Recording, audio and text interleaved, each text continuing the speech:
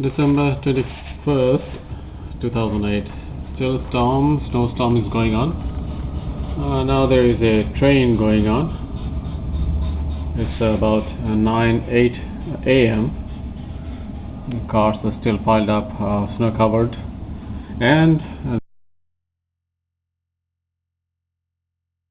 with a lot of snow cover. They're still far away, and the center cannot be seen a bit since it's 9 a.m. You can see the high-rise buildings just a couple of blocks away. Still very few cars, and the train is a good train. It's also covered with snow. It's besides my apartment, 911, and snowflakes can be seen. It's pretty heavy, not heavy, but more than heavy. Not more than heavy.